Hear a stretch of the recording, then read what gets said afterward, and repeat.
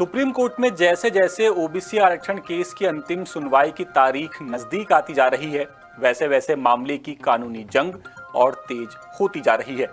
मध्य प्रदेश सरकार की ओर से बुलाई गई सर्वदलीय बैठक के बाद अब महाधिवक्ता प्रशांत सिंह ने दिल्ली में एक अहम बैठक की है, जिसमें ओबीसी आरक्षण केस से जुड़े तमाम अधिवक्ताओं और संगठन प्रतिनिधियों ने हिस्सा लिया है। बैठक में केस से जुड़े अधिवक्ताओं और संगठनों ने सरकार के सामने बड़ा प्रस्ताव रखा है। इन्होंने कहा है कि सरकार तत्काल 13% पद अनहोल्ड कर दे, क्योंकि इसमें कोई कानूनी बाध्यता नहीं है।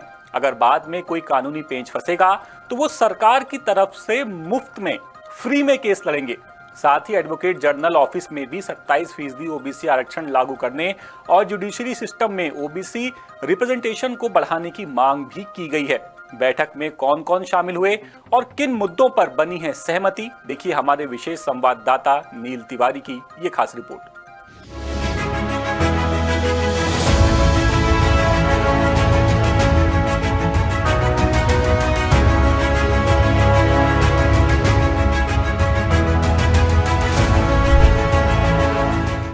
मध्य प्रदेश में ओबीसी आरक्षण विवाद बीते 6 साल से चला आ रहा है, जिसे सुलझाने के लिए सड़क से लेकर सदन और हाई कोर्ट से लेकर सुप्रीम कोर्ट तक लंबी लड़ाई चल रही है। फिलहाल केस की अंतिम सुनवाई सुप्रीम कोर्ट के हवाले है, जहां 23 सितंबर से रोजाना सुनवाई होगी।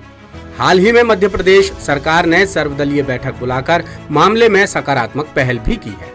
इसी बीच 4 सितंबर को दिल्ली के मध्य प्रदेश भवन में महाधिवक्ता प्रशांत सिंह की अगुवाई में केस से जुड़े तमाम अधिवक्ताओं और सामाजिक संगठनों के प्रतिनिधियों समेत प्रभावित उम्मीदवारों की अहम बैठक हुई, जिसमें महाधिवक्ता प्रशांत सिंह, पूर्व महाधिवक्ता अनूप जॉर्ज चौधरी, सीनियर एडवोकेट जून चौधरी, रामेश्वर सिंह ठाकुर, वरुण ठाकुर, विनायक प्रसाद शाह, शशांक रत्नू, हनुमत लोधी समेत शिक्षक भर्ती, पुलिस भर्ती और पीएससी भर्ती के उम्मीदवार भी शामिल रहे।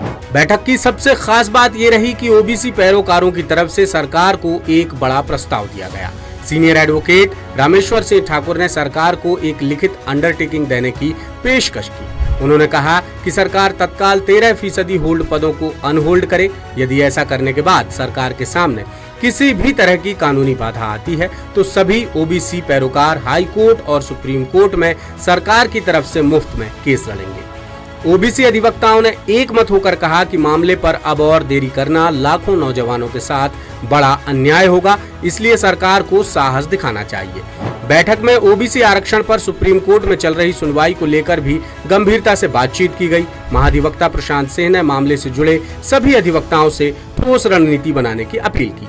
बैठक में ये भी तय हुआ कि 23 सितंबर से सुप्रीम कोर्ट में रोजाना होने वाली सुनवाई के दौरान मध्य प्रदेश सरकार की तरफ से मजबूती से पैरवी की जाएगी। जानकारों के मुताबिक ये बैठक अहम इसलिए भी है क्योंकि सुप्रीम कोर्ट ने ओबीसी आरक्षण केस को टॉप ऑफ द बोर्ड घोषित कर दिया है। वहीं ओबीसी अधिवक्ताओं का बिना किसी फीस के सरकार की तरफ से पैरवी करने का प्रस्ताव भी सरकार पर दबाव बढ़ाने वाला है कि वो तत्काल 13% पद अनहोल्ड कर अभ्यर्थियों को राहत दे, जिससे ओबीसी समाज की उम्मीदें और भी मजबूत हो गई हैं कि 6 साल से चले आ रहे केस का अब कोई न कोई ठोस हल निकल जाएगा।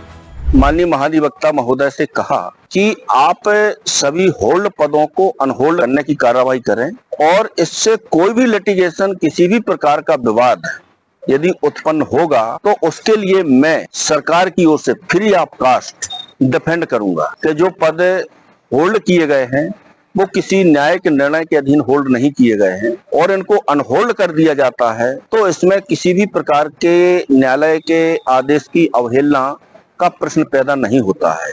फिर भी मैंने एक अंडरटेकिंग दी आज की बैठक में कि मैं और मेरी टीम हाई कोर्ट और सुप्रीम कोर्ट में फ्री ऑफ कास्ट, सरकार से 1 रुपए भी नहीं लेगी। यदि इन अनहोल्ड करने से कोई विवाद उत्पन्न होता है तो उसको फ्री ऑफ कास्ट कंटेस्ट करेगी सरकार के इंटरेस्ट में। इसी के साथ Madhya Pradesh advocate general office में भी 27% आरक्षण लागू करने और जुडिशरी सिस्टम में ओबीसी रिप्रेजेंटेशन बढ़ाने की मांग भी की गई। बैठक में महाधिवक्ता से कहा गया कि सभी होल्ड पदों को अनहोल्ड किया जाए, भले ही नियुक्तियां न्यायपालिका के अंतिम आदेश पर निर्भर हो, लेकिन होल्ड उम्मीदवारों को नियुक्तियां देने की प्रक्रिया शुरू कर दी जाए। समय कम है, 23 तारीख को अगली सुनवाई है, तो एक शुरुआत तो हो एटलीस्ट, इस कारण से हम लोगों ने मीटिंग रखी और मीटिंग में प्रमुखता से हम लोगों ने 3 चीज बड़ी प्रमुखता से रखी, जैसा कि सीएम साहब भी यही चाहते हैं। उनकी भी इच्छा ये थी कि आप लोग आपस में जो डिसाइड कर लोगे उसे हम एग्जीक्यूट करा देंगे। तो हमने सर्वप्रथम यही बात की कि जो पद होल्ड रखे गए हैं बिना किसी कारण के, बिना किसी रुकावट के, जिन्ना कोर्ट का आदेश है, उनको तुरंत अनहोल्ड किया जाए और नियुक्ति पत्र दिया जाए। दूसरा, एडवोकेट जनरल ऑफिस में भी 27% या रिजर्वेशन पॉलिसी लागू की जाए। हालांकि इतना सब होने के बावजूद ओबीसी वर्ग को मध्य प्रदेश सरकार की मंशा पर अभी भी संदेह है। बैठक के दौरान महाधिवक्ता ने ओबीसी वर्ग से 2 अधिवक्ताओं के नाम मांगे जो सरकार की तरफ से केस लड़ सके, मगर ओबीसी वर्ग का मानना है कि महाधिवक्ता मुख्य मुद्दे को घुमाने की कोशिश कर रहे हैं। यदि ओबीसी वर्ग से 2 अधिवक्ताओं के नाम दे भी दिए और अगर आखिर में कोई चूक हो गई तो सरकार सारा ठीकरा ओबीसी अधिवक्ताओं पर ही फोड़ देगी। हालांकि पूर्व महाधिवक्ता अनूप जॉर्ज चौधरी का ओपिनियन ओबीसी वर्ग के पक्ष में रहा। सीनियर एडवोकेट चौधरी ने कहा कि मामले में किसी तरह की कानूनी रोक नहीं है, लिहाजा सभी होल्ड पदों को अनहोल्ड किया जा सकता है। वहीं ओबीसी वर्ग की तरफ से भी एक ऑप्शन रखा गया कि फिलहाल करीब 12 से 15 भर्तियों में कोई आपत्ति नहीं है, लिहाजा कम से कम इन भर्तियों को तो अनहोल्ड किया ही जा सकता है। मामले में पूर्व महाधिवक्ता समेत उनकी पत्नी जून चौधरी की राय भी ओबीसी वर्ग के हित में रही। जून चौधरी सीनियर एडवोकेट हैं और 3 बार विधायक भी रह चुकी हैं।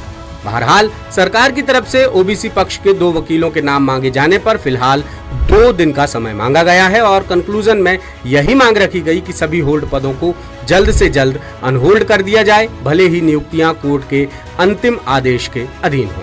अब देखना ये होगा कि प्रदेश में 6 साल से चले आ रहे गंभीर विवाद का हल कब तक और कैसे निकल पाता है। चलिए, ये तो हुई एक बात, लेकिन इस बैठक के बाद दूसरी बात ये भी निकल कर के सामने आ रही है कि क्या ओबीसी आरक्षण मामले में सरकार ने ओबीसी अधिवक्ताओं को कोई लालच दिया है? क्या सरकार ने ओबीसी पक्षकारों से 2 अधिवक्ताओं के नाम किसी खास रणनीति के तहत मांगे हैं? और अब सुप्रीम कोर्ट में सरकार का क्या रुख होगा, ये सब हम जल्द ही आपको बताएंगे। आप बने रहिएगा सिर्फ 10 सूत्र के साथ।